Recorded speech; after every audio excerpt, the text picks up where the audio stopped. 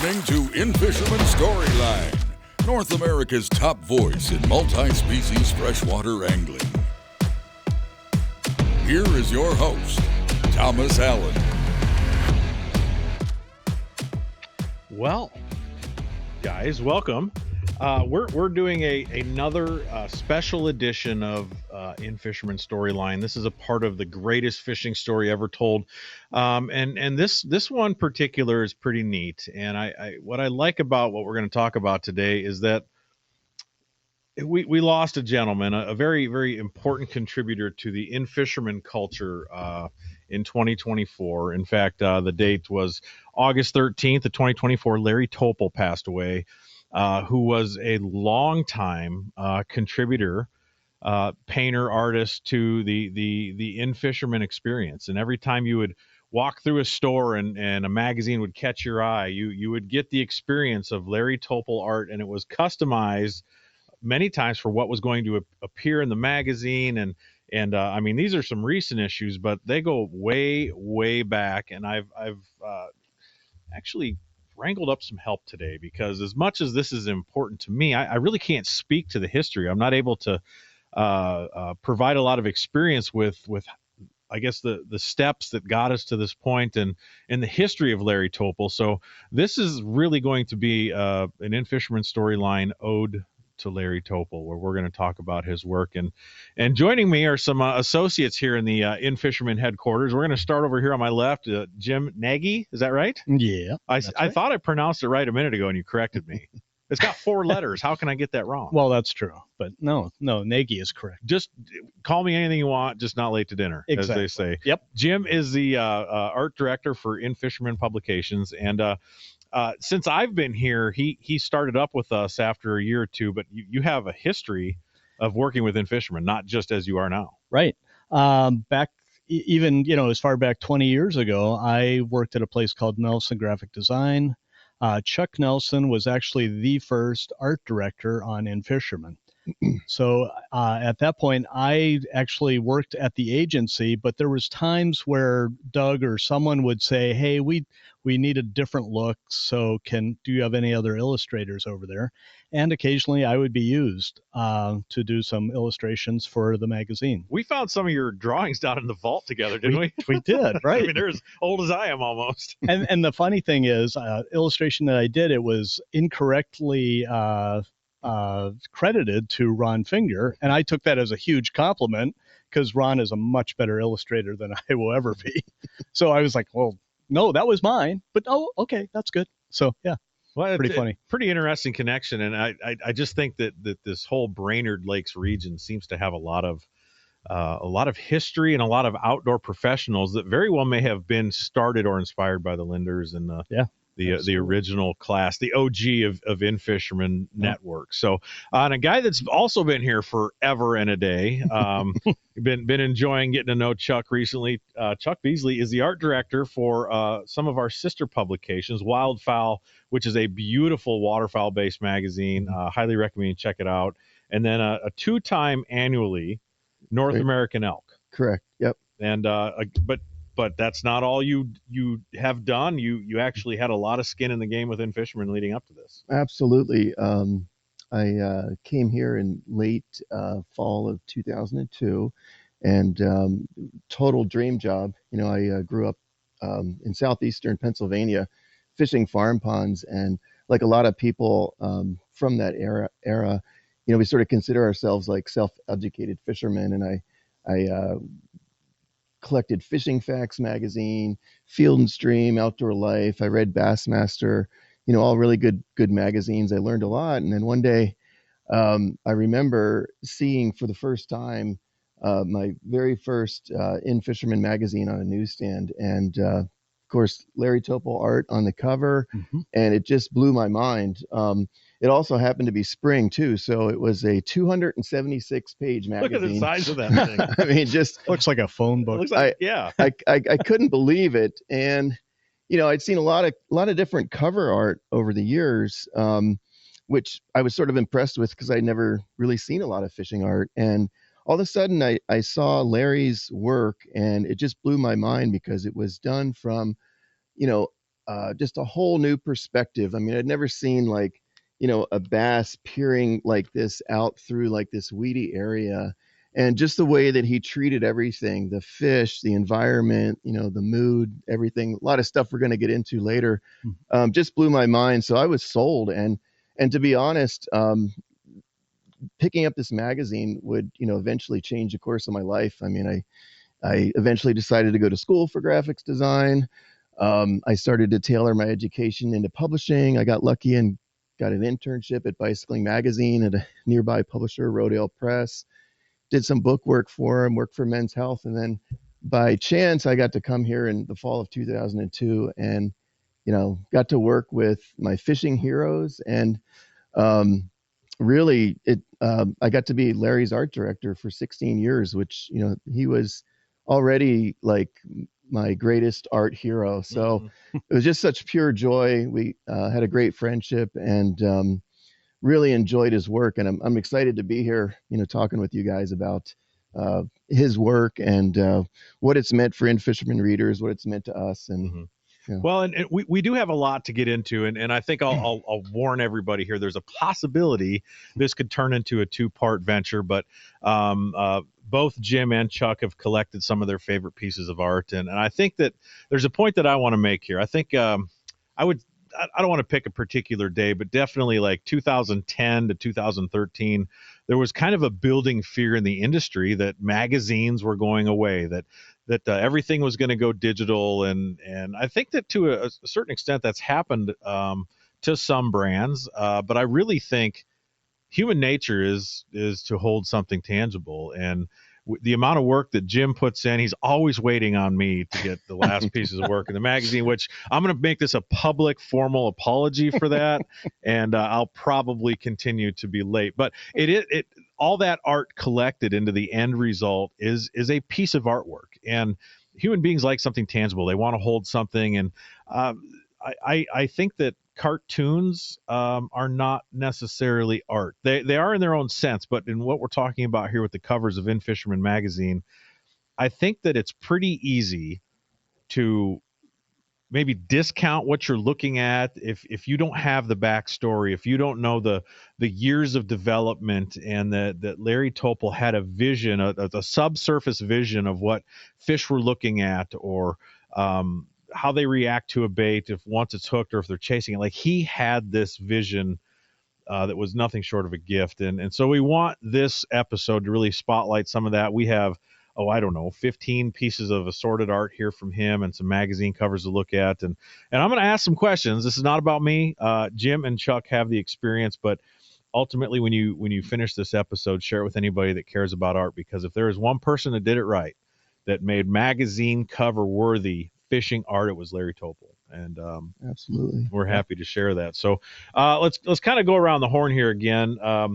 Jim, your early experience, what was it about Larry Tople? When was your opportunity to, I guess, work with his stuff, or what first tipped you off? Well, the funny thing, and a similar story to what Chuck went through, was this was Larry's, let me get this right.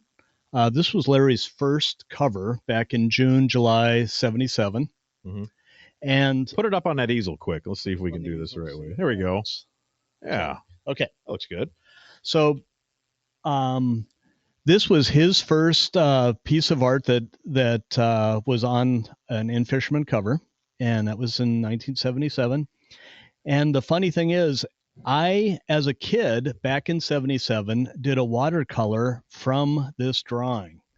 So not knowing that, and I don't know if you knew this, but both Chuck and I grew up in Pennsylvania. So I was from there too. So, who would have thought that we both would be in Minnesota for one thing, and then working for In-Fisherman, a magazine that we both looked up to growing up. Yeah. Not only for the fishing articles, but in my case, for this cover, it was just for the art. And I did a watercolor of this cover. So, and that was probably the first thing that I did, and my connection to Larry very early on, and happened to be his first cover, which is interesting. What's the date on that magazine? That is July 1977. I don't mean to age you, my friend, but I'm older than I look. you've aged well, like a fine wine. Or sure. But I mean, to look at what's transpired over the years, and I mean, just here's a recent one from just this fall, and this one is particularly important to me. But I mean, what's cool about what you're looking at there compared to this is there was not a lot of opportunity in those days to go full Monty on colors and go crazy, which I mean, that was probably in its time a pretty cutting edge magazine. But color wise, it's different than today. And you were able to, as the art director, we'll get into this too, as the seasons come and go, there might be a particular fish that's spotlighted or we talk about in the magazine. You can add color to that to make it fit the season. And the beauty thing of this, and so this wasn't long after 77, this was in 78, I believe. So Larry ended up adding watercolor. So he still did it in pen and ink like the first one, but then he went back and added watercolor to the whole thing, which again was kind of the birth of, I think, kind of his whole style. And we've talked about this before. I've been trained by, some of the very best illustrators out east, and we always learned how to paint from light to dark, and that's the way we did it. About 20 years ago, I was talking to Larry, and he goes, "Oh no," he goes, "I do it the other way. I start with my darks, and then I layer my lighter colors on top of that."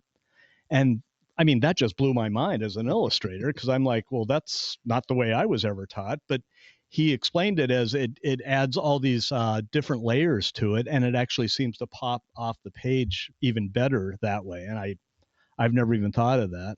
But it's one of those things I've always wanted to try.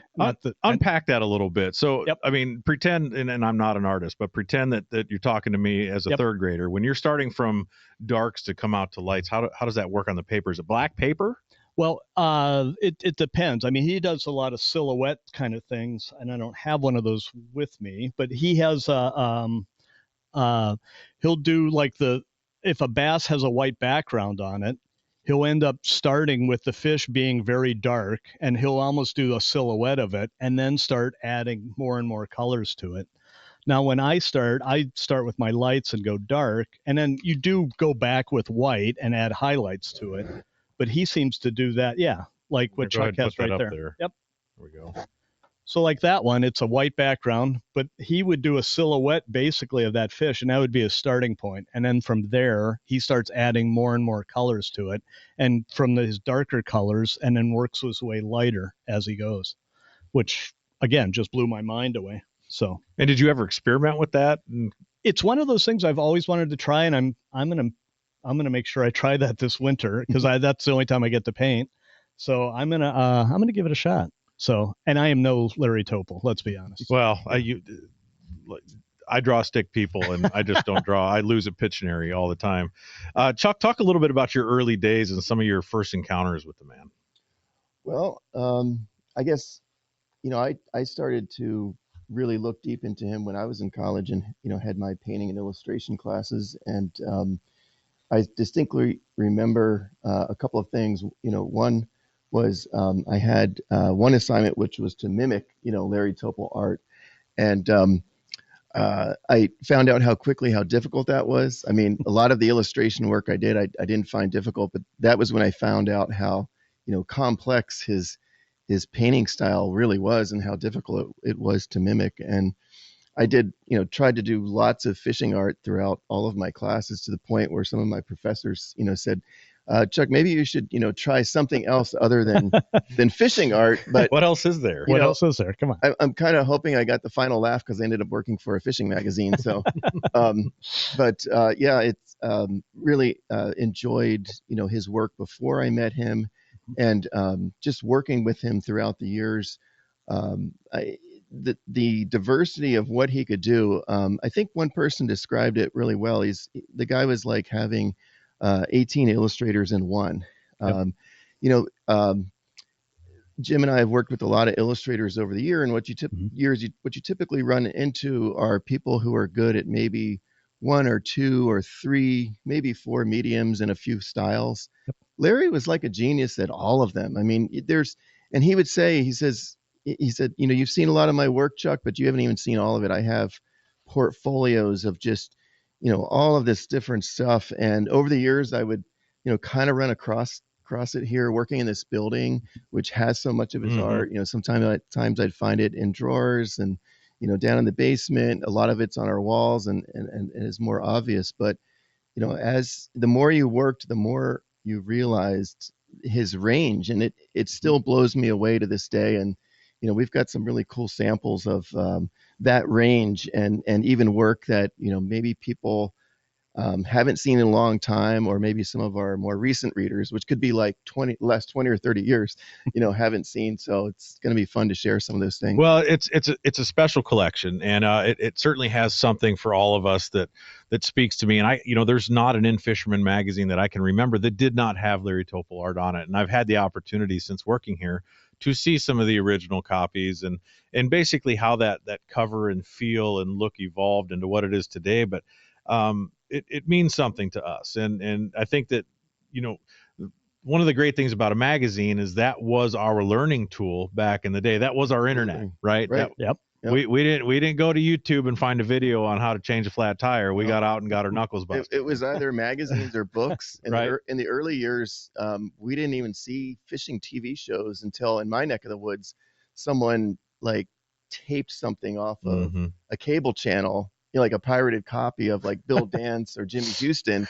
And we like ran up to my friend's house to watch it. I was like, wow, you know, we'd never seen a fishing TV show. So, but it's telling that the leadership decided that Larry was going to present In-Fisherman magazine to the world. Right. And if you guys know the number of years, I'm not that prepared, but it's been a long time. And as we're celebrating our 50th anniversary, that is 2025, Larry has been a part of most of that journey. So it's actually 48 years from what I think Doug said. Yeah. With Larry. Yeah. And I think it's almost like a industry world record. I mean, you know, Norman Rockwell in the Saturday Evening Post, you know, had a long run, but maybe that was 25 years. I don't know, but I mean, this 48's tough to beat. Yeah, 48's tough. I think it might be the longest, and we're glad for it too, because you know, the guy was the goose that laid the golden eggs. You know, well, it's essentially a brand, and it's something that everybody contributes to. You know, the Matt Straws, the Steve Quinns, Doug Stange, Larry Tople. We've got some other interesting art that he created as well. We're going to look at here shortly, but I like the personal touch. I like the fact that a lot of these magazines were themed back in the day, and art was created to accommodate what was going to be beneath those pages. Yes. And that's a tall order when you're thinking art. Right. And there's a story, I don't know that we'll get to it today, but that pressure, that schedule created a little bit of a rift. And if we need to end the podcast on that story, I'll run get the pictures. One of my favorites. I'm not going to give anything away, but it's just one of those subtleties that only somebody like Larry could get away with. But Chuck, why don't you pull a couple of those items off there? I want to look at that picture. And this right behind me, if you can see me, is arguably or has been voted on as one of the most popular covers in In-Fisherman history. So that's the original to the cover that was behind me, and that's a special painting to you, Chuck. It is. In all the years I worked here, you know, I got to work with a lot of Larry's art, and he knew that I absolutely loved this. And one day, I had shipped it back to him because sometimes, you know, he resold paintings, or sometimes he even worked on them again. And he sent it back to me with an inscription on the back, and he basically gave it to me as a gift. Can we read it? Let's see. Yeah. I think it's clean, right? If it's not too personal. Yeah, sometimes sometimes it's PG-13 this time. No, he had a history of doing some jokes with the staff over the years, but it says, "Dear Chuck, hope you enjoy this smallmouth bass image. Consider it a token of my appreciation of the friendship we share together. I've enjoyed collaborating with you on these magazine covers. In the last few years, you have matured remarkably as a designer. A damn good one, I might add. Do the homework, enjoy the ride. Larry Tople." October 29th, 2011. And I love that he wrote that, because even though, you know, I was, you know, so honored and proud and happy to be his art director, but Larry quickly grew into a very good friend. And he, we were amazed at all of his artwork. Behind all of that was just a very deep, incredibly intelligent, funny guy. Um, you know, you would start talking to him sometimes late at night. A lot of artists like to work late at night, and Larry was, I knew Larry worked through a lot of nights too, and that's where some of the magic came into these paintings. And sometimes I was working late, and we'd start talking, and it would be, 2 hours, 2.5, 3 hours into the night, and I could just listen to him for all of that time, and I could really listen to him all day long because he was so interesting. He had wonderful, just like discussions, viewpoints of everything from world politics to just funny stories. I can get into some of that later, but he just, his stuff was just absolutely magical. And one of the interesting things I was thinking when I was looking back was how many times like a Larry Tople package came into the building, and it was really an event. Like you think, oh, there's this In-Fisherman staff, they're getting cool tackle and rods and reels, and that was all great. But to be honest, the most exciting thing was receiving a Larry Tople package, because you knew it was going to be something special. And there were many occasions where you would receive a painting, and we'd be like asking ourselves, is this the best smallmouth bass painting that's ever been done? Is this the best pumpkin seed sunfish that's ever been done? Is this the best walleye? And we had those discussions so many times, and then someone like, it probably is, but there's another good one over here, and he did another one there. And that was what it was like to be here, like as an art director, and to have this stuff coming in. And as a funny side note too, he liked to, smoke his pipe and cigars. Of course. Yeah. And you would open up the package, and it would just smell like this, your grandpa's den or something. Yeah. And someone remarked at one point that the heavier the pipe smoke, the better the painting was. It's kind of like your high school girlfriend spraying her perfume on your hoodie you never Exactly. got back. Yeah. Right. So let's grab another image here, Okay. Chuck, and Jim, while he's looking, we're going to dig into your stack too, but he Sure. didn't just do art of fish like this. There was a cartoon side to it as well. Yeah. Can I show some stuff? Yeah, I mean, if you want, we can shift to that for sure. Yeah. And the funny thing is, I, in a former life, was a cartoonist myself. So I did this for 2.5 years professionally. And is that supposed to be Doug? It kind of looks like Doug. Oh, he was always working staff members in. It was always people he knew, because he knew their expressions, and he did a lot with Doug in there. But there's also a lot of characters too, you'll see, that are actually self-portraits of him. Yep. Yeah. So what's this? Is this something you know about specifically, or? I'm not sure specifically Brilliant what photo. this is about, but it might have been a master angler illustration, I think, possibly. And like I was saying, I mean, I can't even get close to anything that he was a cartoonist to a whole nother level that I was. So, I mean, it's one of those things where you're like, well, yeah, I only wish I could, but like Chuck said, he was so good at like 16 different kind of styles that he was good at everything. And most people are good at, like you said, a couple. Right. And I was a good cartoonist, but not even close to this. I mean, this is just crazy good. Right. Look at the alligator. I didn't even notice that. The alligator is, and then the uneasiness of the guy taking the photo. I mean, and then the expression of the bass getting a kiss from the angler. I mean, there's just so many cool things going on in one illustration that. Absolutely. And that was really a hallmark of a lot of his work was, it wasn't just the scene of that, the main scene, but there was some side element that was going on. Yeah.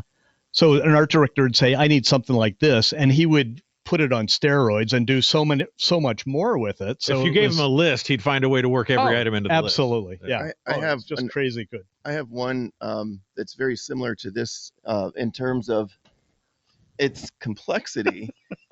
And I can. The backstory of this is, this Justin Isherwood wrote the one of our reflections columns, which was where a lot of Larry's humorous work would appear. And the title is "This Is Why I Love Those Who Fish." And he's talking about, it says, I understand why the CEO of the New Testament Corporation chose fishermen as junior executives. So, Larry comes up with this illustration, and I think, I look at it and it's totally amazing. And you think, another illustrator could have gotten away with, having Jesus walking on water and maybe 3 or 4 disciples, but, Larry's got 8 of them in there. He's got like, Look at the guy in the back holding the fish up. yeah, there's a guy. Yep. The one guy in the back, he's holding like what looks to be like a 10 or 12 pound lunker largemouth, which That's is probably Thomas. Let's be honest. yeah, which is kind of funny because, they're catching, these classic, Middle Eastern, fish there. And then he's got all of these other little side things going on. Like we're right. Yep. There's the guy holding the lunker. And then on the side, it looks like, we have this mischievous guy snagging fish, and we're pretty sure that's Judas, right? And then, sort of like as part of it, he could have made this a very simple, sort of poor man's fishing skiff, but instead he made it into like a Viking ship. And if you look on the front, it's got like a dragon head or like a snake head or something. Look at that thing. With the tongue sticking out of it. And it's just, it's such a delight.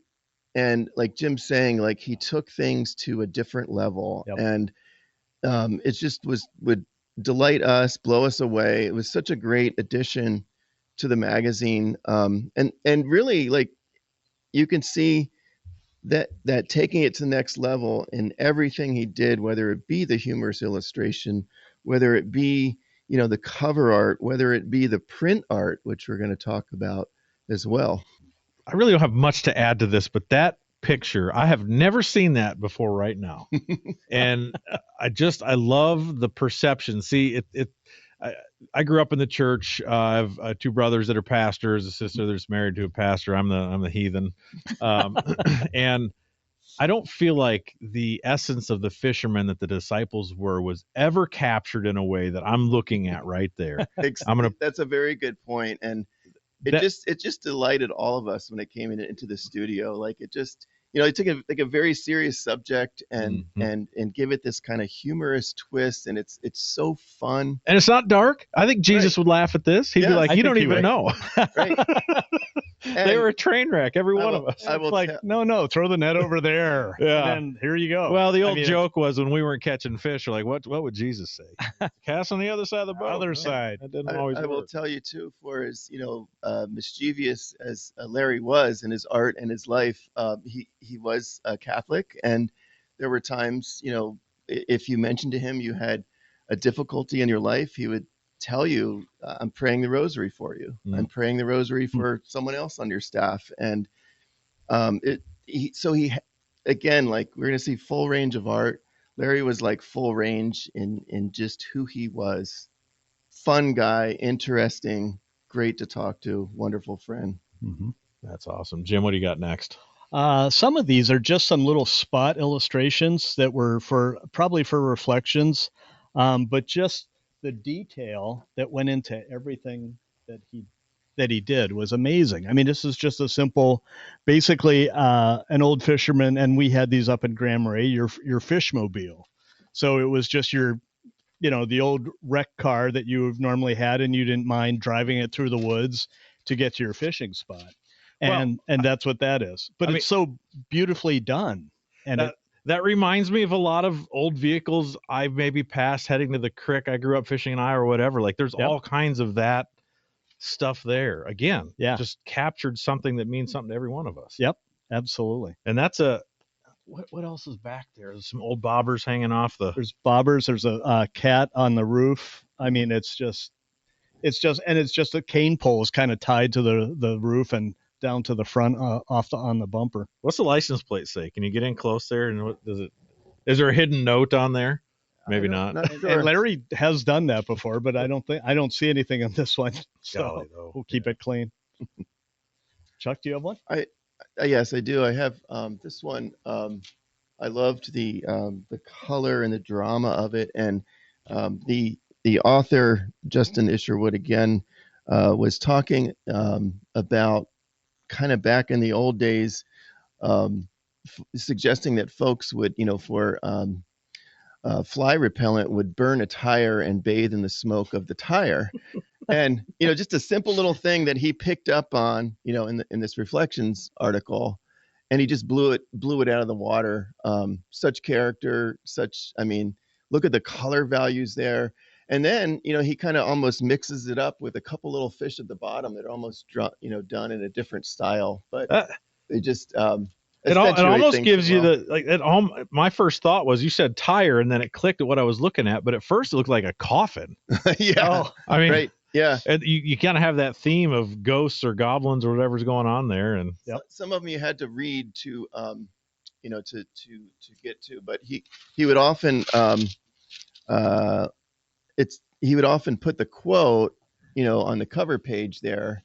And this was the piece of art that he found to illustrate. It said, "Thick around as smoke of a burning tire. The reason I mention this is because there is no better way to stave off mosquitoes on the summer more than bathe in the smoke of a burning tire." So, he found that couple of sentences and came up with this as an illustration concept. That's and amazing. All the characters, the creekside scene. It's just wonderful. And if you even look at the detail, there's like giant clouds of mosquitoes off to the side. So, well, the burning tire is the most Iowa thing I've seen so far. I've grown up with that. That's awesome. But close that with it sitting up there. Close the film or the paper on the backside, because I know that they would come this way a lot of times. That's kind of a protective cover, and so you have that little label on top that might be the caption or the cut line. Right. We have a cover, I think. It might still have the cover sheet on it, which he would sometimes, in the early days, would actually block out typography, and really show you, like, where he thought things should go. Sometimes we followed it to a T. Sometimes we varied a little bit. But, Larry worked in an ad agency, and I think was even part owner of one for a while. So he was as familiar with typography and graphics design and the whole workings of agency stuff, as well as what we sort of know him as he did. You got another one, Jim? Yeah. Again, maybe I'll hold this one up to there. Oh yeah, look at that. And again, this is just some what I would call just simple artwork, but if you look closely, it's just so well done. The shading, the the shadows, the highlights. I mean, he just nailed everything he touched, and it was just amazing. And I don't even know what this story was about, but it was about finding water, and it looks like a bunch of just family members. Oh, right. Yeah. Looking for water to, I don't feel bad. Our spot kind of thing. I don't feel bad taking 27 rods. I mean, it looks like they did it back then too. Right. Yeah. Right. What character? You can look all throughout that illustration and see a lot of things. Bobbers swinging around. Yep. Yeah, it's the gravel coming up off the tires. Yeah. It's just great stuff. I mean, he was just so good about this. So yeah, that's amazing. I mean, in the middle of everything that's so serious with this magazine and so important to the way we look at things. Here's another one. I love that the sense of humor came through like that. Yeah, that's so important. Yep. So this one again is just like, what are the fish biting? Turn it a little bit, Jim. Turn it that way. There you go. Yeah, okay. Yeah. Now we can read it. Yep. Okay. So yeah, and again, just all these little details that are going on. You got guys that are. That's Doug. That's Doug sitting on the dock. Doug with is the there. Swim baits. Yep. There's no doubt in my mind. Swim baits. So the guide's like, I think worms, because everyone's catching with worms. So it's like, yeah, don't. So yeah, it's just this kind of stuff was just amazing. Mm-hmm. I mean, the stuff he would come up with. So. Yeah, his humorous illustration work, extended into some of the features and stories of the book, just as well as the back end column. And Doug has written a bunch of really cool, fun, sentimental stories about his fishing years with his good friend Toad Smith. And this is one of them from one of those pieces, and the mood and the atmosphere of that piece, the details, the characterization, he captured absolutely perfectly. And there were also times too where he was just fabulous at imparting action into these, and you could see Toad running through a fire, to get to, because his rod's going. Zzz, zzz. They were probably waiting all night for a big flathead catfish to bite, and finally cleaning off a bucket of chicken. That's just or asleep, and then suddenly awakened and running through the fire to get to his reel. That's he even illustrated, it says zit zit zit. We've all had that happen, right? Yep. And that we've all had this happen as fisherman moments is something that's we'll see repeated throughout. And Larry was like, when he came up with this stuff, he was really good about getting into like the fisherman's heads. And a big part of that, which I'm not sure we mentioned early on, was that Larry was a very big fisherman. I mean, like, he fished bass tournaments, and he was very serious about fishing, and that was part of the reason why he got so many things right. And well, we would have cover assignment conversations where I would tell him, well, we're going to have this lure, and a panfish. And he would say, well, what kind of line? Like, I'd say 4-pound test. So, like, is it mono? Is it fluorocarbon? And then it would be like, well, what kind of a knot? Is it a polymer? Is it a trilene knot? He knew those details, and he was interested in getting them exactly right. And that was just another part that was so impressive. And I would add to it as well. Larry was really incredible about researching his subjects, and he would actually put a scuba suit on and go underwater and film fish and just film environments for later application into his paintings. In-Fisherman has had aquariums in this building and their former building, and he would come in and spend a whole day just shooting film on fish so he could get things just right. Well, what you said something that's, I think, super important, and it's you're alluding to his authenticity. Yes. I mean, a guy that spends time on the water, that loves to fish. I would say that any of us that have worked in this business and are passionate about our time outdoors, you can kind of tell when someone's not super real, or they don't have the experience perhaps they want you to think they do. Right. But you're right, you can see it in this fish, and especially that smallmouth photo that that made this cover back here is, I mean, that picture speaks to me in 100,000 ways. Like, I've seen that on Mille Lacs, I've seen that in the South, I've seen it everywhere I've fished for smallmouth. I have seen some version of that, and it's just stuck in my head. And I think that for a man to capture fishing so eloquently, because if you think about it, like, there's no mainstream TV or mainstream movies that fairly represent fishermen and hunters. And I would say there's probably, our audience might cringe at this, but A River Runs Through It is probably one of the most appreciated modern day film that has the sport that we care so much about being a part of that. Right. Yep.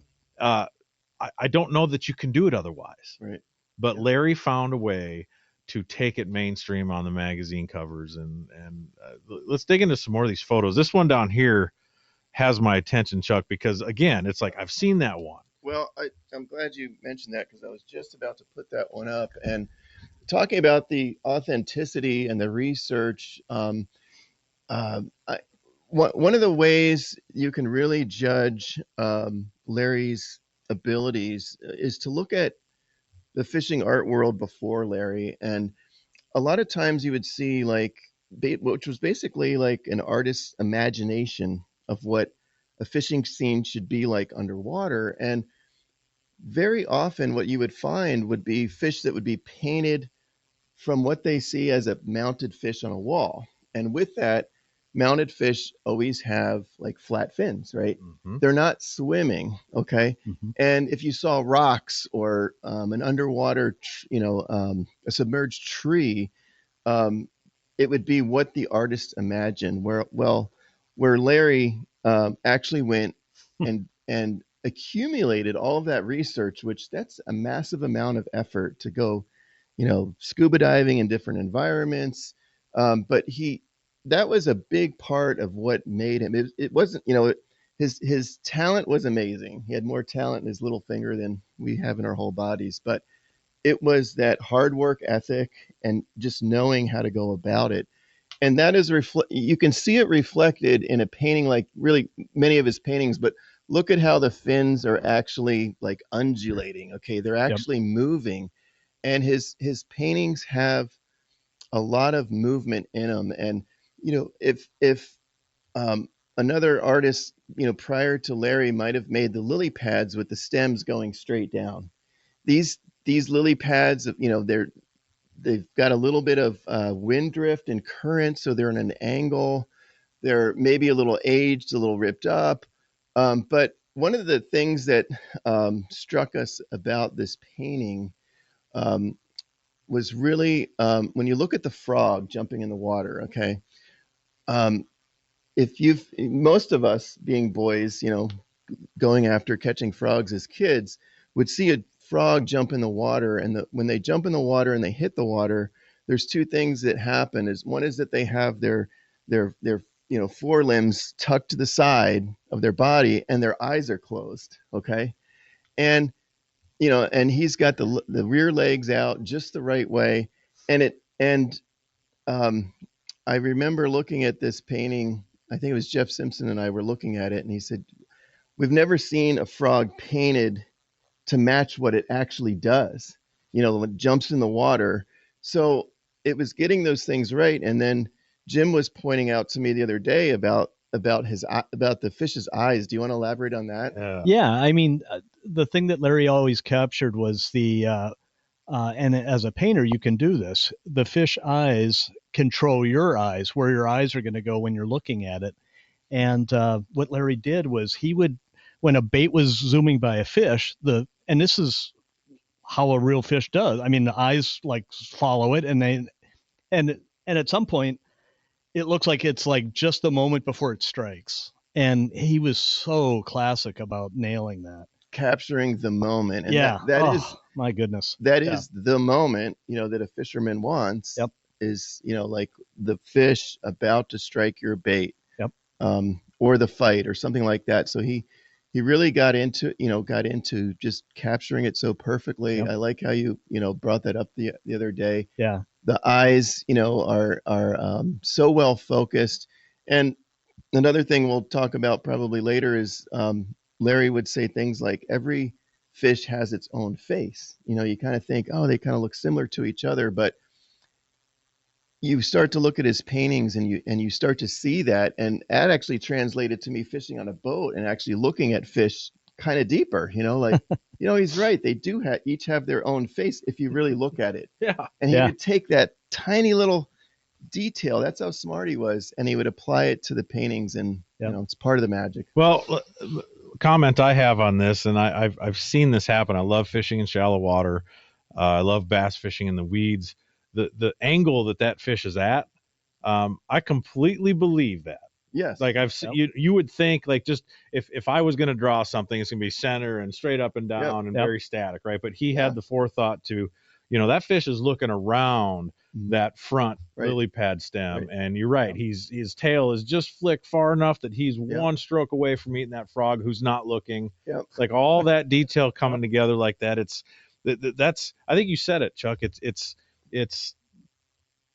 It's creating the scene that we all imagine, and he had that ability to bring that with a sense of realism, and with all of his artistic knowledge and talent and painting ability and research, you end up with a painting and you look at this and you say, is this the best bass with the frog lily pad painting you've ever seen? And you try to think, have I seen one better?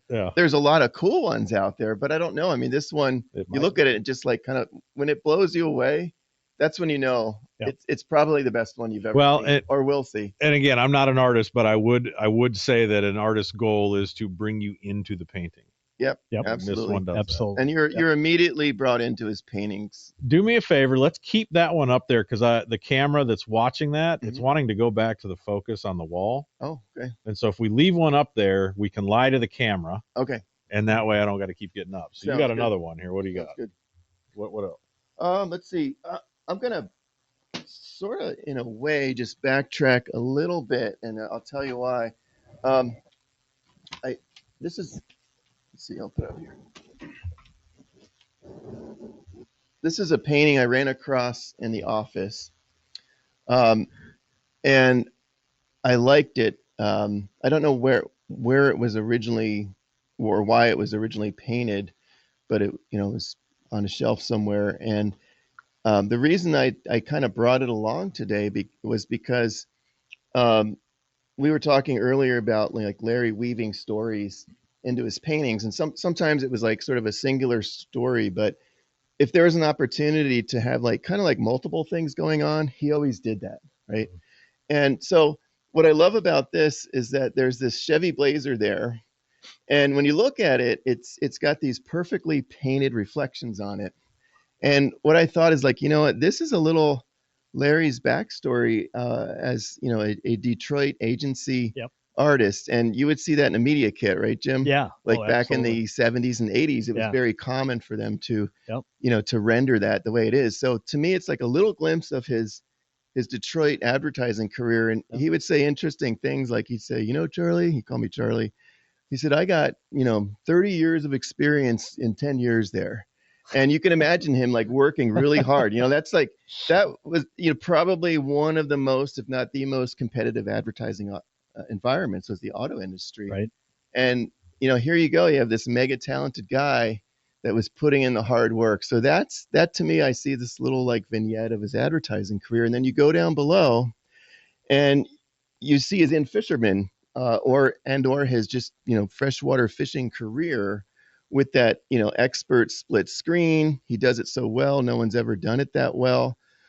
Just follow the wood, the way it looks above the surface versus below. Yep. It's beautiful. And on top of it all, I see this funny little like humorous story that Larry probably added, and that was that sort of like over the years, all of us have anglers have always thought like we get to the lake, we're always anxious to get across the lake to greener pastures, the beautiful bay, the island, whatever we want to fish, right? But what about the stump that's next to the boat ramp, right? Right. And sometimes the biggest fish is right there. Right. Sometimes you may actually catch that fish at the end of the day when you come back skunked. And I've actually done that last cast, right? And we've below the dock. done that. Yeah. Yeah. Well, Maybe you won the tournament with that. I was gonna fish. say to us tournament guys, those are retreads, Yeah. and they weigh just the same as the other That's one. right. Right. But in some cases, maybe you were just too busy and never fished it and you wondered. And that's where I mentioned earlier where Larry kind of got into your head as a fisherman, because he was a fisherman and because he was that smart, because he was a storyteller. So it's kind of like this cool triptych that once I found it, I hung it in my office. And I love here's his career. I love you calling out the reflection in the vehicle, because I think it would have been real easy to breeze right past that part and want to read the license plate, like that parking job is sketch, but you're right. The way that the reflection curves around the fender is completely accurate. Yeah. You can imagine like how many times, he was, he was tasked with doing those kinds of things. Yep. And sometimes, the hardest jobs are the ones that teach us the most. And I think he probably learned a heck of a lot of, in that world. And Jim, you've worked in agencies a lot, and it's you work hard. There's a lot of things you learn. And I think that was a carryover and part of the story of why Larry was so great. Mm-hmm. Yeah. That's a pretty awesome picture. Yeah, it's fun. That's the imagination side of that's pretty broad. And we've all done that in tournaments. We'll blast off and it's like, and then there's like big fish right here. And I mean, it's classic. We've all classic, done it. And there's something to kind of making our lives hard, I guess, that anglers are really good at that. Chuck's knocking his, you're okay. Here you go. And welcome back. I'm kind of overstimulated grabbing all these Toppel paintings. But this is what we want. The next one's one of my favorites. And you'll hear me say it's one of my favorites, like over and over and over. Almost knocked down the camera. Yeah. Well, Yeah, this is yeah. definitely a little. I mean, it's kind of hand-to-hand combat art evaluation here. Right. Hopefully Yep. the easel doesn't tip over next, but Can you get that all in one I'll try- shot? I'll yeah, try to it grab actually. it. I'll be honest, like that easel and the light and the camera is perfect. Like there's Okay. no reflection. Yeah, it or looks good. glare. We meant to do that. Yeah, I did it Oh, on my hat. purpose. Yeah, but see this again, he kind of takes that. I don't know what you would call it if there's some art term, but where that you have the split level thing going on. Yes. I don't know what the proper term is, but it takes you two different places at the same time. So yes, and he would pull it off so geniusly. Now, this is part of a series of paintings that were actually part of a print business that he did with Chuck Nelson, right? Yep. And we see a lot of the cover art, and some of the old readers might be familiar with some of the ads for the print business that they had going for a while. But he did a whole number of these prints. Sometimes he did them as commissions. And what I love about this, first of all, we get to see, his talent and abilities on a larger scale, in a larger format, and you get to see what he can do, with that larger palette. And he's got this split screen, and there's so many areas of this painting that are just so magical. You kind of have to look at each one to really appreciate it. But there's this incredible underwater scene. Okay, there's an incredible above water scene with multiple boats, multiple anglers. He's getting the waves just right, and his handling of like what would seem to be simple things like water and spray, and even rocks. Um, Again, prior to Larry, I've seen stuff like that done where it just doesn't. It almost looks amateurish next to what he could do. Rocks are a huge thing in Toppel paintings, and I've seen rocks handled before that basically look flat, gray, and kind of boring, sterile almost. Yep. Whereas if you look at his rocks, each and every one of them is done in a different coloration, a different hue, different detail, different light play on them. And here you see the handling of the rocks above the water versus below the water. They're fishing a classic walleye scene, reefs fishing situation. But some of where the real magic happens is the interplay between the two scenes. And we see it in other paintings. This one, it's kind of extra magical because you have that big walleye chop there. Mm-hmm. And the way that he's got light streaking down through the waves, there's so much considered here. You can go on and on about all of the things that make this look so amazing. I don't know if you have any thoughts on it, Jim. Yeah, I mean, from a guy that snorkels, and I mean, we have a cabin up in, the North Shore. So when we're snorkeling, this is so accurate. I mean, this underwater spot is just so accurate. It's amazing. And then the way it fades off into dark. I mean, it's spot on. This is exactly what you see when you're snorkeling under a lake with big boulders. Let me comment a little bit further on what you're talking about. Yep. There's stuff you see underwater that because you've been there. Yep. So again, coming from a non-artistic background, with the time I've spent on the water recently using modern technology, Yep. you can see the motor turbulation as it expands out. And I don't know that I ever realized how far in the angle that it went until I had side imaging, forward-facing sonar. So every time you put the boat in gear, you've got this goofy cloud that shows up on your graph, right? Yeah. He has that, and it's coming back at that same angle where you have those turbulent bubbles up by the surface that I guarantee you he put in there as turbulence from the prop. Yeah. I mean, he had such. This was before forward-facing sonar. Yeah, he had such a full understanding of those things that, again, you just didn't see in paintings prior to this. And kind of along those lines, this was one of my favorite paintings. Became a cover, and you don't see a lot of it. But up towards the top of this, he was actually painting like the underside almost of like a river current. Okay. So it wasn't just like the side view or like a down view of the fish. There were times when he was actually looking upwards, and he created these magical areas where he was getting like reflections from below, whereas Right. fishermen, we only kind of see it from the surface. So again, he was like taking us into these worlds that he was intimately familiar with, and the reason that he was that he put in all that hard work. He went out there, he scuba dived, he captured it all, and then he magically brought it to us in these paintings. Yeah. Yeah. That's a great picture. I think for a long time when I was a young angler, I thought the fish were trying to eat the blades on the spinner bait, and like, they just accidentally got hooked, and that proves me wrong. Yeah, you look at the spinner bait.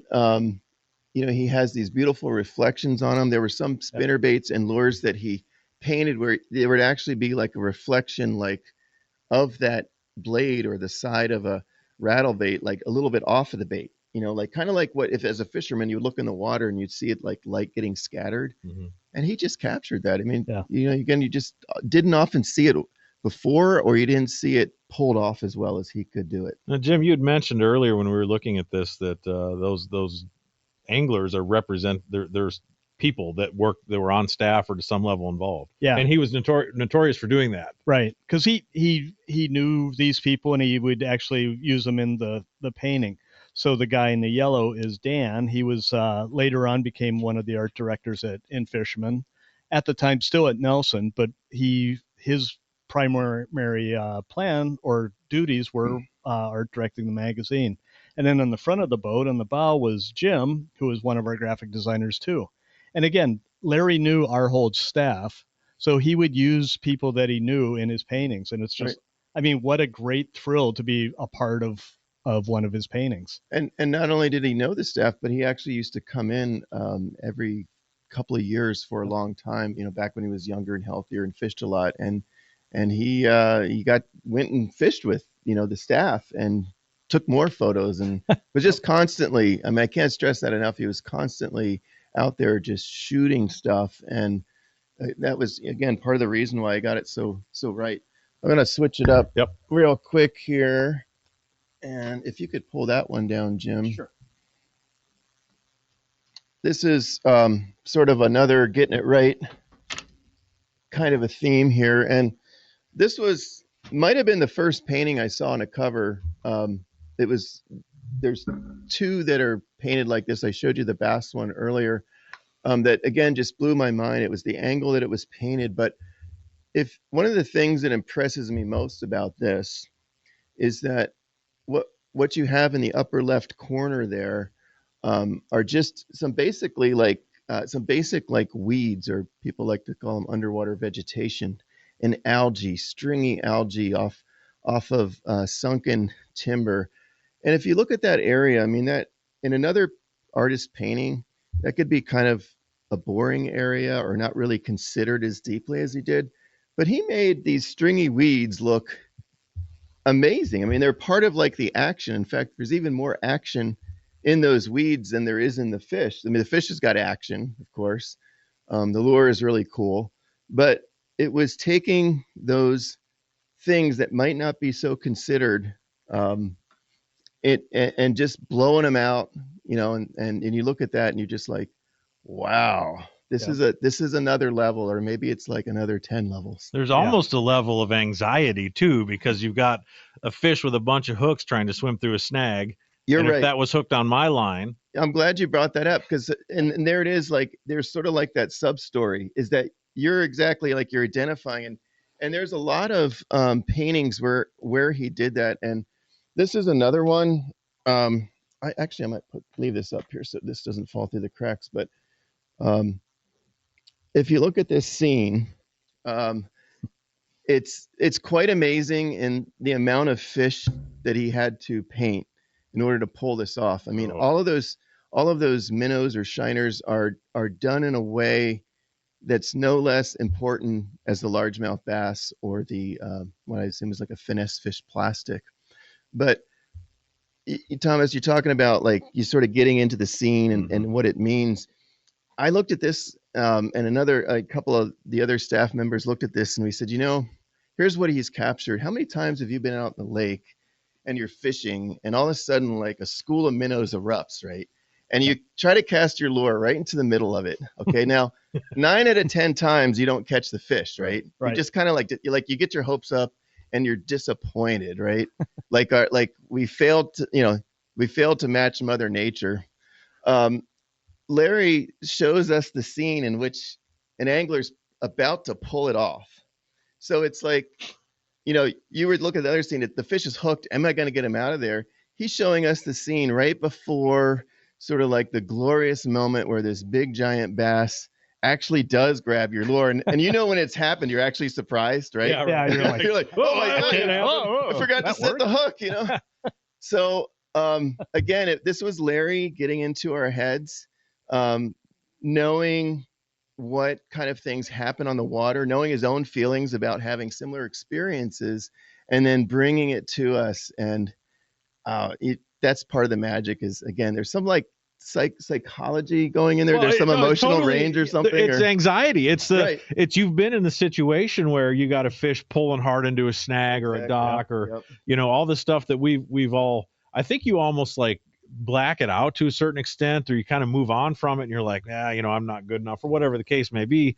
But that's everybody. Yeah. We all have those stories of the big one that got away. And, there's elements of every fish you catch that it could have gone tremendously wrong. But once in a while, like this one, maybe it went right. And here's where it didn't go right. And he was fond of doing a painting like this and then having the broken line.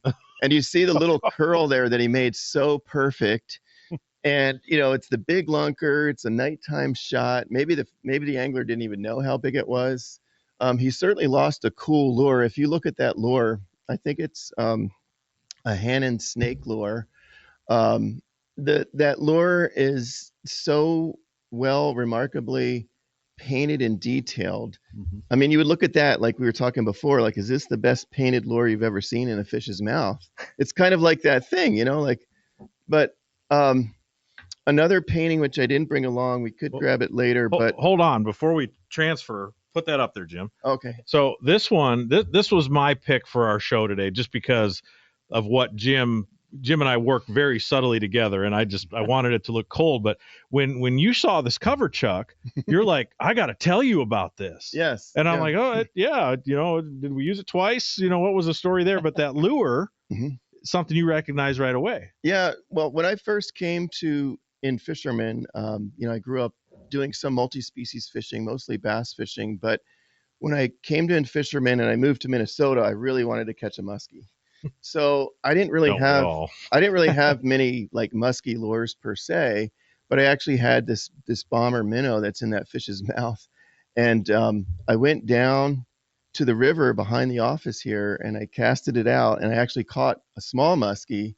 And I had a very small tackle box. I had some jigs, Doug had some jigs that he was like to fish down there. I threw a jig out. I caught a big giant muskie. And for a number of years, I used to fish the riverbanks a lot. And we wrote an article. I actually remember where they were using this lure. And it was one of like sort of the ones I read and educated myself, as In-Fisherman has always been so good. We read In-Fisherman because we learn something. We learn a lot usually. And we learn cutting edge tactics. But anyways, in coming back to the office here, I decided to, I still had one of those lures, the exact same one. I went down to the river. I'm like, man, I'm going to go down there. I'm going to catch a big muskie again.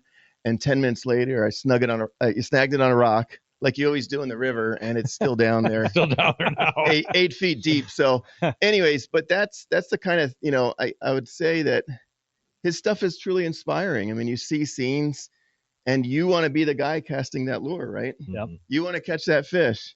And the whole magazine itself, I think, is very much that way. And Larry's been such a big part of bringing that message, that you want to experience the scenes that he's painting. If you haven't already, sometimes you look back and say, well, I've kind of experienced something like that. And it's like almost like you could put that on your wall and that could be your trophy.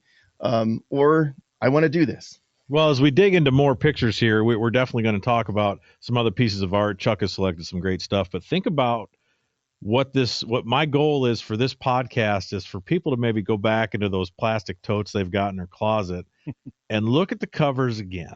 Yeah. To take a second look at what Larry wanted you to see and see Right. if you can identify with something that's going on there, because it truly is. And I know I don't want to break my arm, pat myself on the back here. It's not me, but this brand set the precedent of newsstand sales for fishing publications. Right. And the goal was to get the first thing in front of people and something that they could relate to. And it's like every picture you've picked up, we've gone in further and further and further to the layers and the elements and everything he wanted you to see.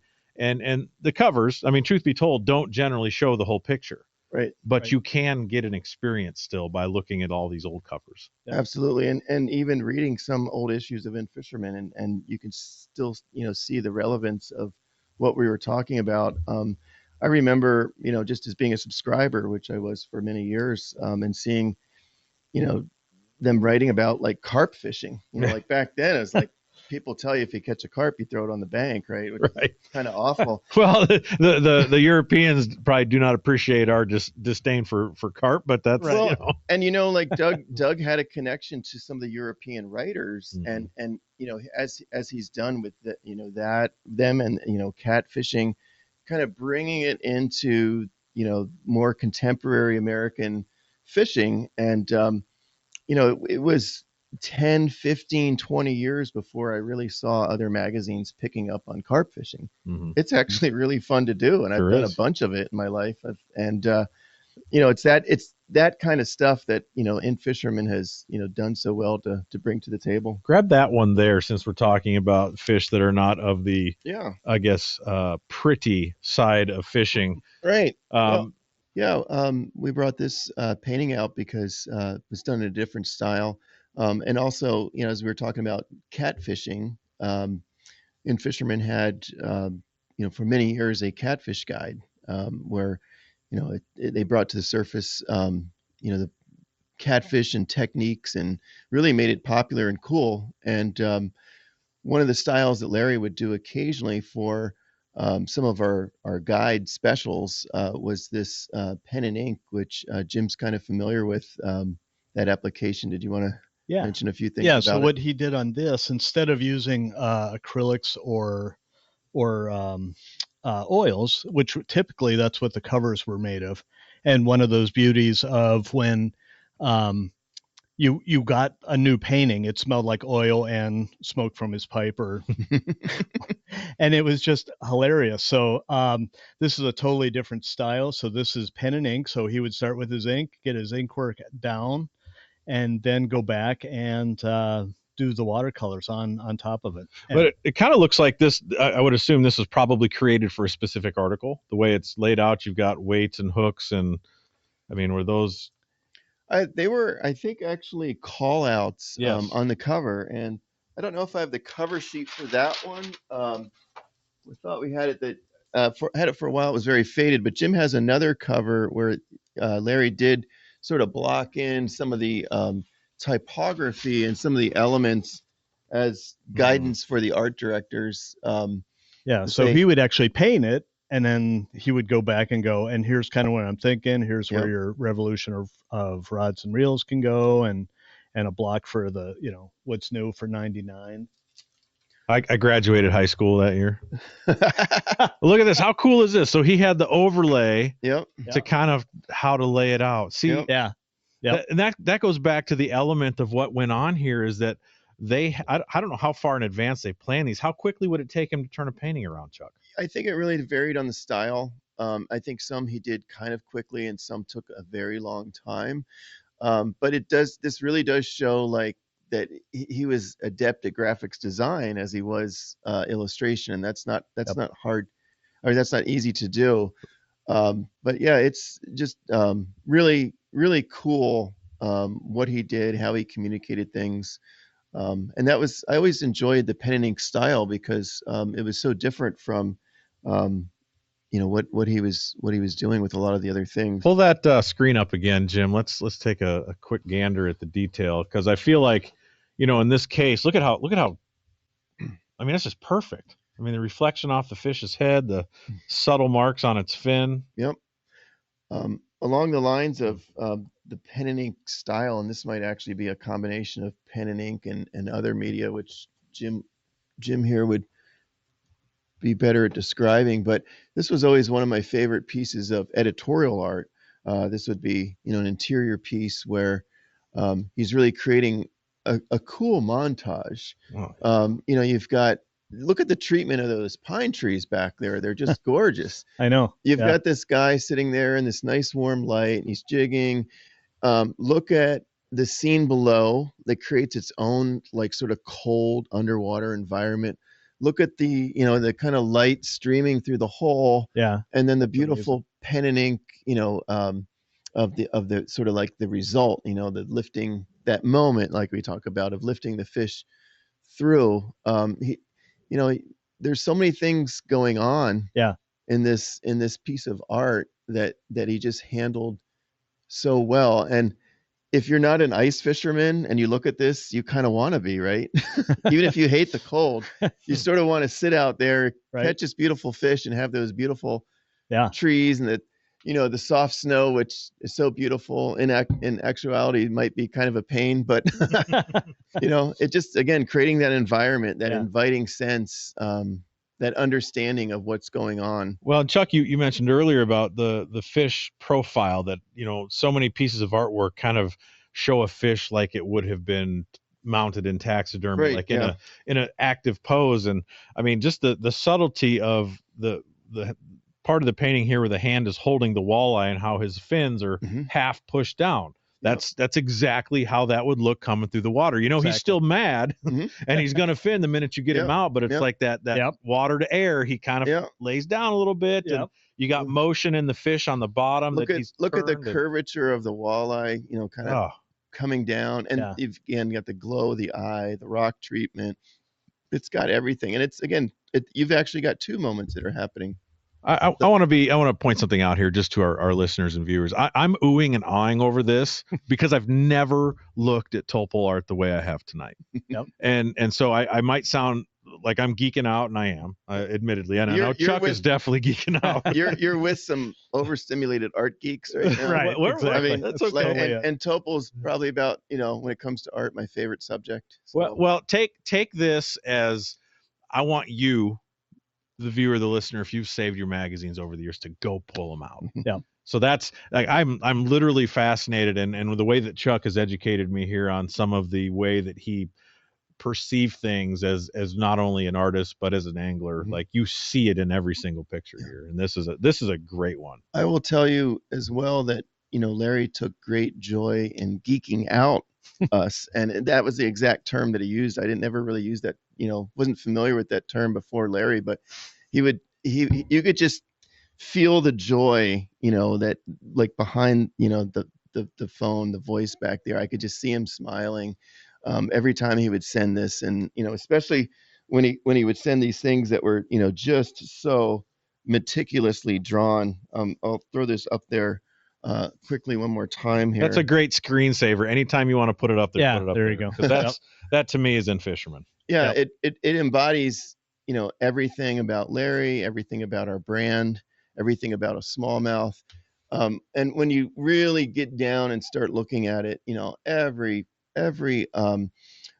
scale, every filament in the gill, the detail of the lure, the eye, like Jim has mentioned, that eye is actually looking down at that lure, the line trailing off, even just like is something as simple as the water spray. I've seen other artists try to do it and not do it as well.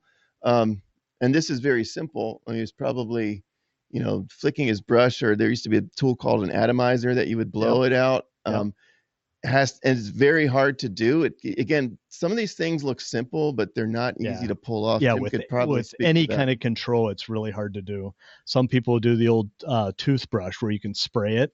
You lose all control, and it's like, oh, that's not it. You get what you get. Yeah, and it's like there's times it works and times, and Larry had it to a science. And the cool thing about this is the cover for our 50th. Yeah. So I mean, oh boy, because this painting is a favorite of so many. Yes. I mean, it's Doug's favorite, it's Rob's favorite, it's my favorite.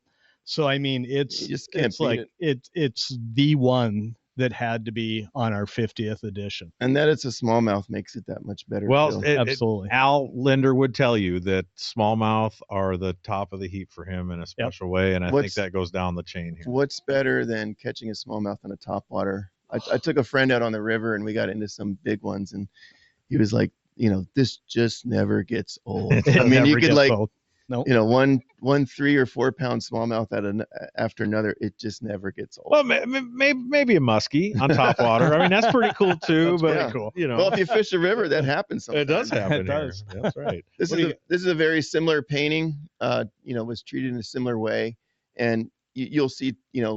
If you see enough of his work, you kind of see series and themes. He did a bunch of these, as is that other one we showed with the snakehead lure, but they were just they were very strong visual impact. They almost had like a graphic quality, and I think there was almost a little bit of that graphics designer coming into play there. Yep, Mm-hmm. absolutely. Well, but to take something that generally you wouldn't see against a dark background, and it almost eliminates all of the distractions that may come. The other paintings pull you in, right? And there's a story to tell in those paintings, but here it's the fish and it's the muscle and it's the ferocity, right? You feel that. That's a good point, because we looked at some where there's this huge canvas and all these things going on. The fish is painted beautifully, but it's only a part of a more complex story. And then he shows you this view where it's just down to it's hammer time, brass tacks. It's the fish. And it's a moment too. I mean, when you're an angler and a big, huge fish jumps out of the water, that's the moment, right? Are you going to keep this fish pinned, or is the lure going to go flying off, or is your line going to break? Right. Right. Who knows? I know how that usually goes for me. Goodness. Keep the rod tip down. That's right. Yeah, I've been coached by the best. I just need to listen. I need to listen. Right. I'm just Jim and I went back and grabbed a couple of more. This was one of my favorite paintings too, because it has, again, multiple things going on. The assignment, which we didn't really talk a lot about, but this is a Great Lakes scene, and the story for many years with the Great Lakes smallmouth was the Gobi invasion, what it meant, and I don't know, this might have even been one of the first, if not the first, paintings of smallmouth with a Gobi. This has been around for a while. Probably it was, it must have been earlier than 2014. But if you get a good close-up look at that Gobi, it's really got a lot of character. It's got a face that almost looks like Creature from the Black Lagoon. Yep. Well, they are angry little things. Yeah, they're weird-looking fish. Little teeth. Yep. Yeah, and this smallmouth, you can tell, kind of came up and scared it and pushed it off the bottom. Jim was remarking the kind of the angry eyes of the it. angry eyes on the bass. I mean, that just sets the tone. Well, I think that opens the story of you're right. Maybe this is the first Gobi to be captured in art, right? And in a funny sort of way, nature had its own artistic stroke with gobies in the Great Lakes, right? Right. We were worried about the zebra mussels and the gobies, and turns out the gobies eat the zebra mussels, the walleyes and the smallmouth eat the gobies, and they got huge. Right. Yeah. So there's a whole story that makes you want to go back and learn about. And again, that's a topic that In-Fisherman covered so well, because a big part of what they do is science-based information, actual scientific studies, and following what do the invasives mean, whether they be fish or invertebrates or weeds. And so that was part of the assignment. He added another fish back there that's just eating the Gobi. It's a schooling situation that you'd probably run into on Lake Erie. The water's a little dingy, so he just captured everything so brilliantly. It made a great calendar cover. It made a great magazine cover. Yeah, and I just that facial expression of the bass. I mean, again, that almost just tells the story. Yep. Where I am angry, I am about to hit this thing hard. And smallmouth, like a lot of fish, have attitudes, right? Yep. And that was something he was, very good at capturing it. Again, understanding every fish has a face, every fish has a disposition and an attitude, and what has more of a disposition and an attitude than an angry muskie, right? There we go. There you go. Oh boy. So I wish I had that painting. Cue the Jaws music here. Yeah. I mean, there is so much coolness going on. Again, this this is a great painting that shows like him incorporating like the attitude, like sort of made like if a muskie has sort of got a reputation as being mean, it looked mean in the painting, didn't it? Mm-hmm. I mean, look, he's got the teeth there, Yeah. you know, and there's again, we talked earlier before too about movement, and if you look at this painting, the entire canvas is moving. You've got eelgrass down there that's like moving, like actually probably with the current, but also the fish as the fish is, you know, like bunching up its tail to strike. You can see that the fish is probably come up out of the water and come down on this lure, which often happens with muskies. And in that, he's taken a bunch of air and bubbles down with him. And what I also like about this painting too is it's what we talked about earlier, that upward view. Yep. How often did you see that before, Larry? Look, right? look at the little bit of light coming through the bottom of his jaw. Yes. Yeah. Yes. Yep. Yeah. Good point. I mean, that's a, you know, Doug mentioned this in one of the pieces he wrote on Larry that's going to be coming out in the March issue.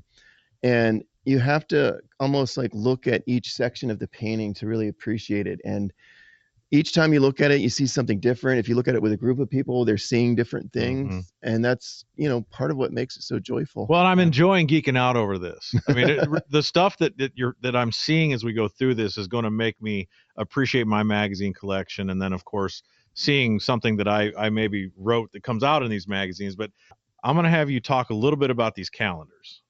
Because that's where a lot of this stuff may feature artwork that maybe did or maybe didn't fit. Right.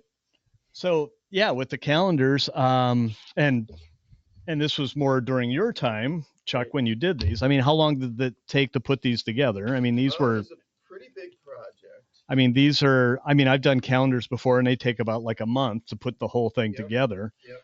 So, I mean, but these things would highlight some of his best work. I mean, so paintings that we've used for covers, but again, let's use them again because they're absolutely beautiful. And without all the type and the banner over it, I mean, you just get to see the pure artwork that's going on here.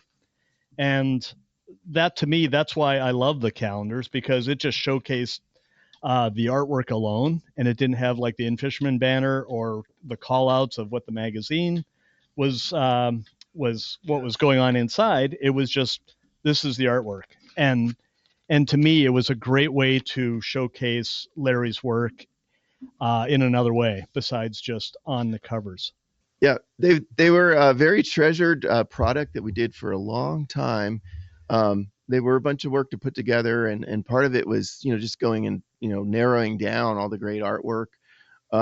And we found out later that through kind of like incidentally that, you know, people would take this calendar and cut it apart and actually frame it. You know, Yep. so they had like their own little You print. stole my story. Oh, I did. I did this. You can ask my parents. I took these apart and made them like individual posters on my wall. I didn't frame them. I didn't go that far, but flip through that once, Jim. So now this one, every time I see this, here, let's get it right there. Okay. So every time I see this, I always have to do a double take because it looks like a photo. Yeah. And it's a painting. Right. And right. it's just, it's so well done. It's a water wolf. And the lighting is so perfect on it. And look at the weeds. They're moving. They're irregular. They're not stiff, static, you know, painted straight up. The weeds are as alive as that fish is. That's right. Yeah. So Jim, do this. Turn it towards you like you're looking at it slightly.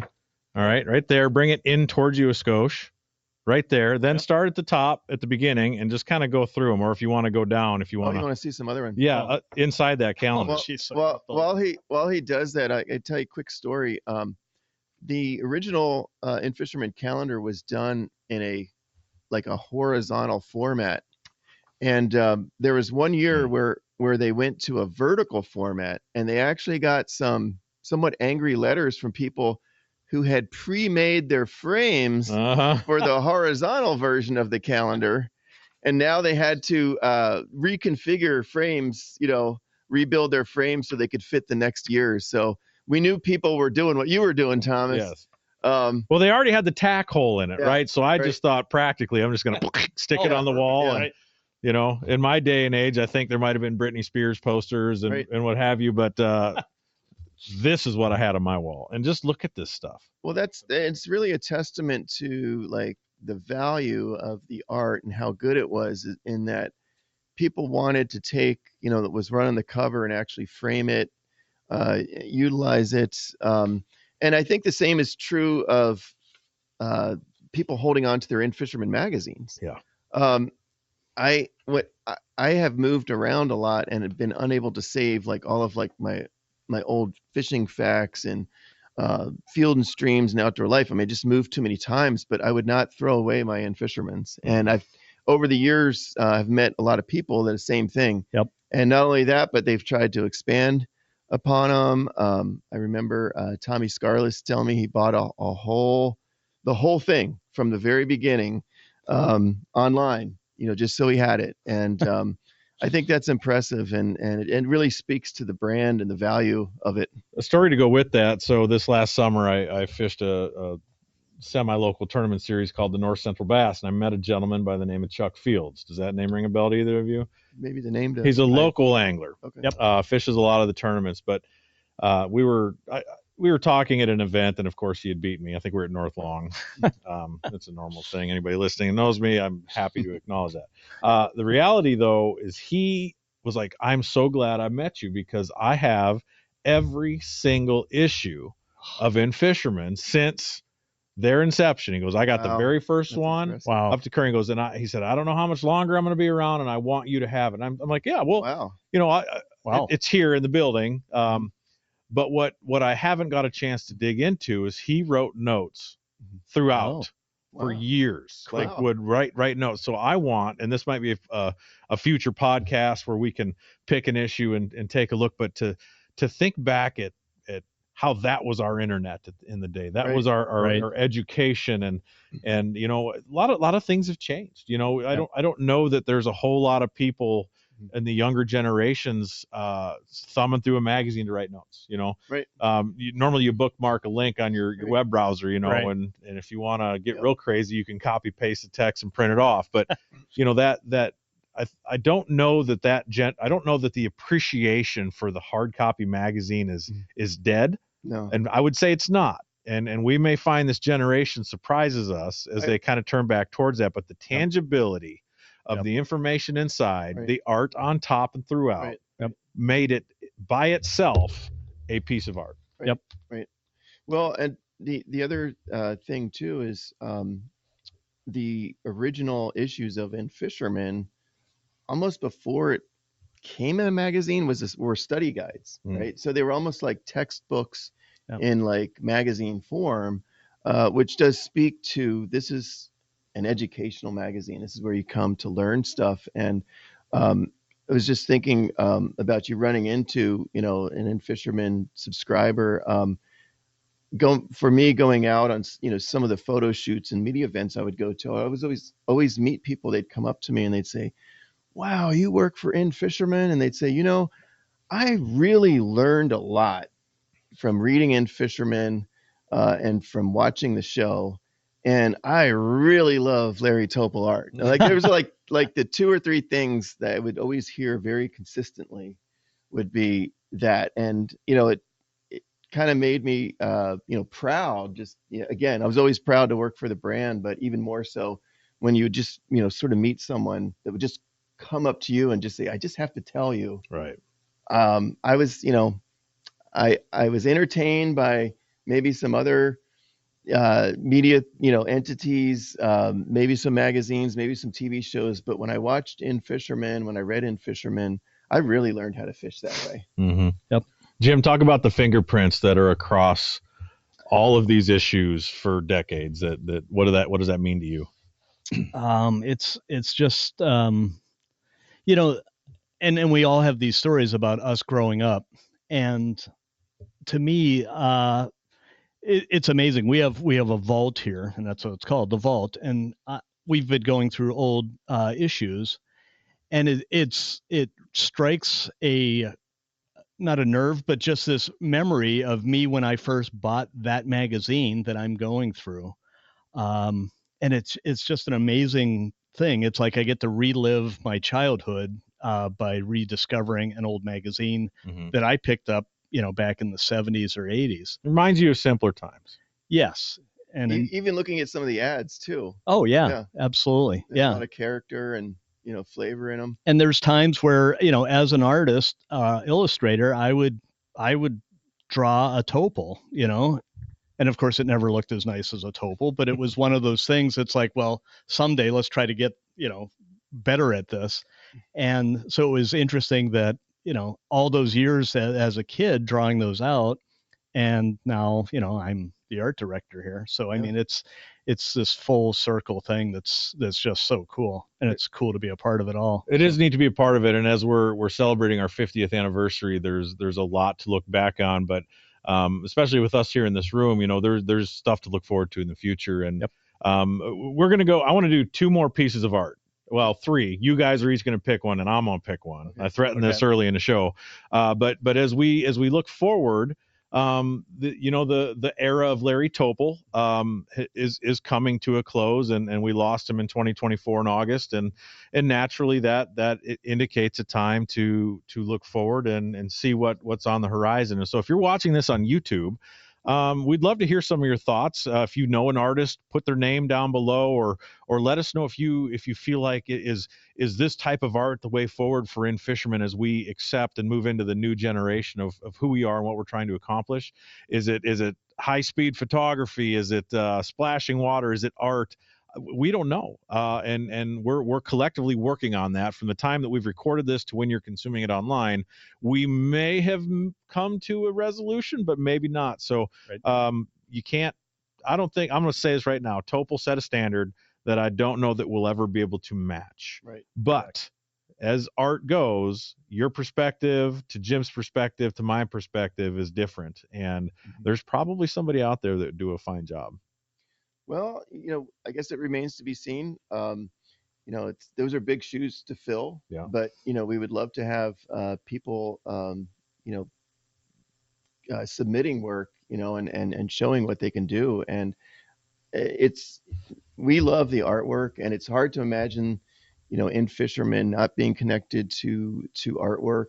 Maybe it will take a different form. Maybe it'll take a different illustrator. Maybe it'll be a mix of illustrators. It's, maybe you still incorporate some of the older paintings in there, but it's so strongly tied to the brand that it's hard to imagine it without. It's like imagining a Saturday Evening Post without Norman Rockwell. So, it's where do we go from here? I don't know.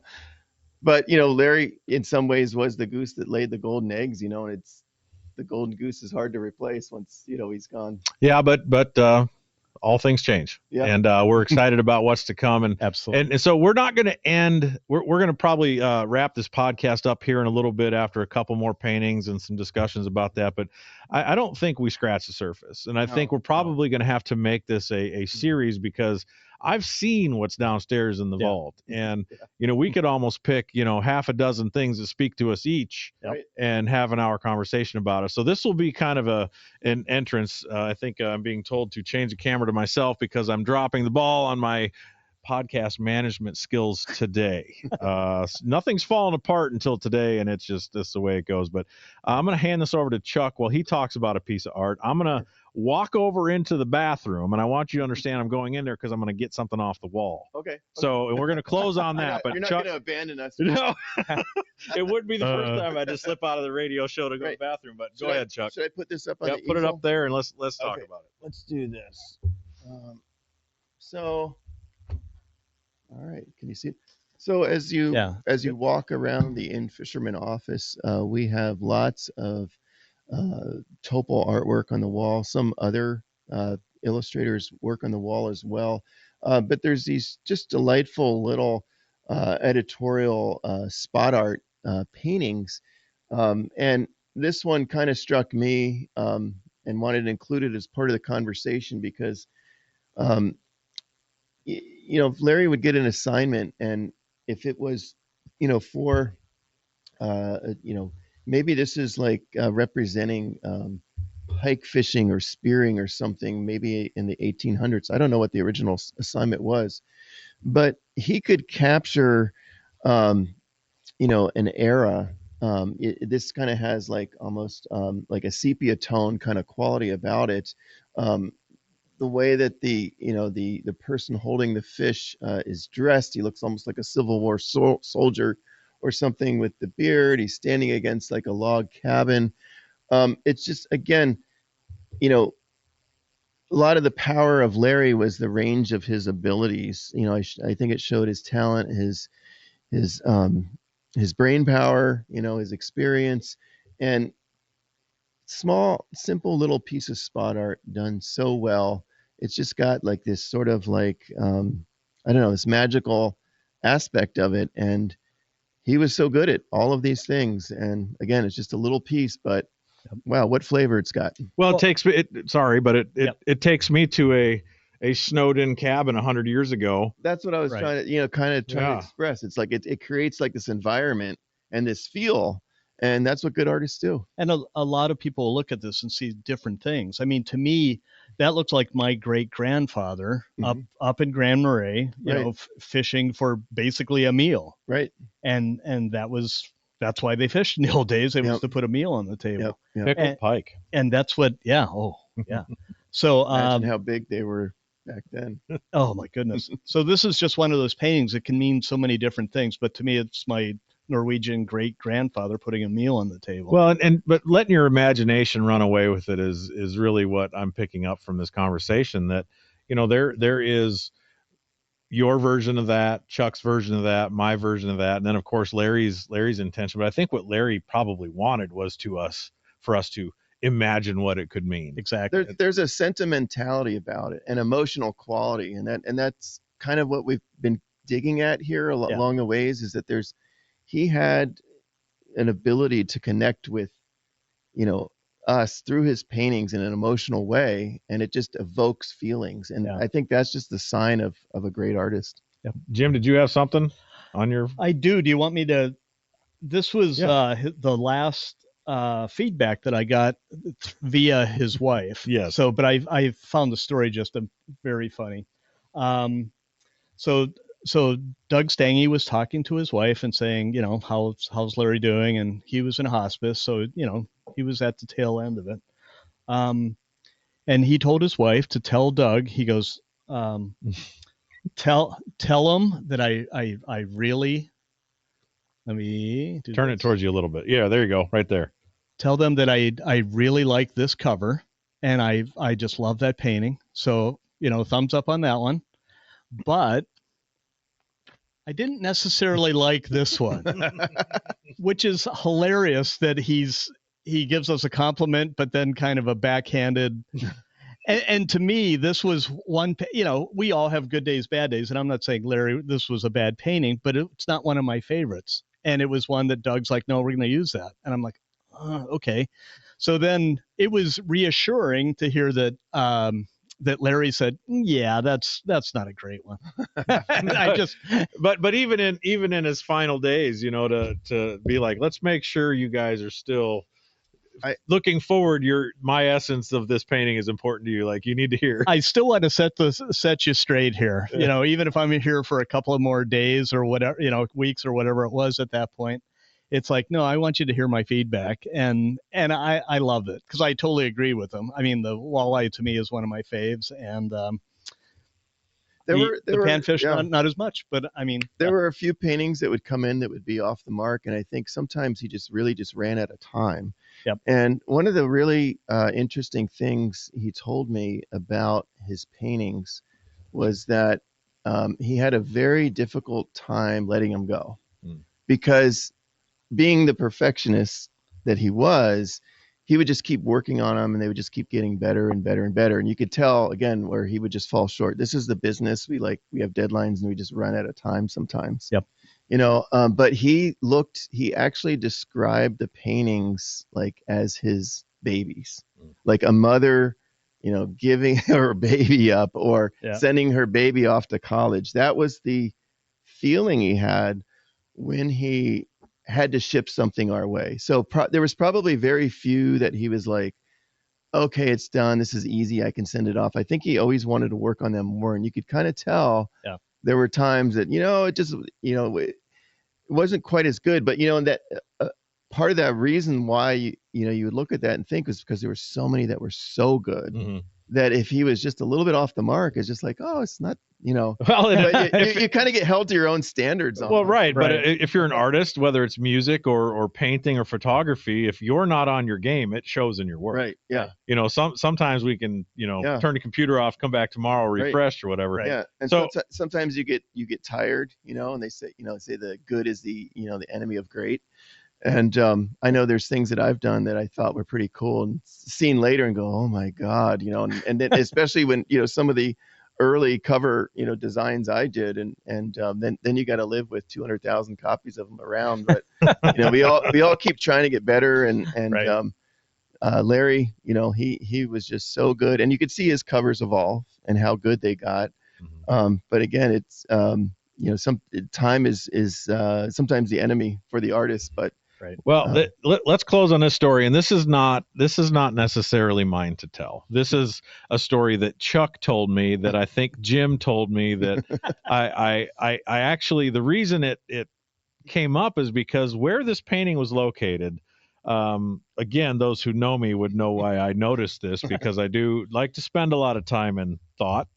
And this particular painting, I'm going to switch over to here, was positioned directly across from the throne here in Fisherman headquarters. Yep. Right. And I'm not going to tell the story, but if you look dead center of that magazine, there's a message to be sent. And Chuck, I think you were around when this occurred, or Jim, who could tell the story? Okay. You want me to tell it? Yeah, you can tell it. So this is like word of mouth, kind of like, as I heard it from Doug, and I think it's been written about in the past in Fisherman, but in the early years, Larry would get a lot of like art direction from Ron Linder, and Ron, got sometimes carried away with assignments, and wanted a lot of things done, and wanted to change things. And I guess at some point Larry got kind of frustrated, and Ron wanted this, this mouse or a rat, I'm not sure what it is, running across a stump or something, and this bass coming up and trying to grab it. And Larry got so frustrated with, the amount of art direction he was receiving. Larry liked you to give him ideas and to art direct him, but there was probably a point where you got to just let him paint. Yeah, you just got to let him paint. And the deadline's coming up. Yeah. So Larry obviously put the mouse/rat dead center and rear facing, the reader right in the middle, so you could not miss his little butthole there.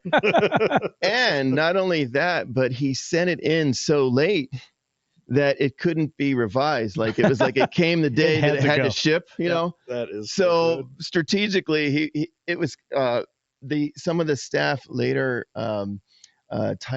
later gave it the name Larry's Revenge. Larry's Revenge. And it's subtle, it's well thought out, and had somebody not explained that to me, like whoever put it in the bathroom to begin with, there's also some genius there too. Right, but I think that this just plays to the Toppel that we've been talking about, and that's largely a man that wanted to provide an experience through his vision of fishing. And I mean, we are going to come back and talk about this again, because I feel like we're scratching the surface on really what's at the heart of an artist, and what created In-Fisherman's shelf value for you guys growing up, and for me. And this is an ode to Toppel, part 1. Yeah, absolutely. So Jim, thanks for being here. Thank you. Chuck, your insight is tremendous. I know you have a stack of stuff we didn't get to, but because this was so much fun, we're looking at 2 hours. Right. We're going to do this again and do another deep dive into Larry Tople. So thanks everybody for being here. Yeah. Thanks for having us. Yeah, this has been really great. A lot of fun. Hey, we'll see you guys next time. Thanks so much.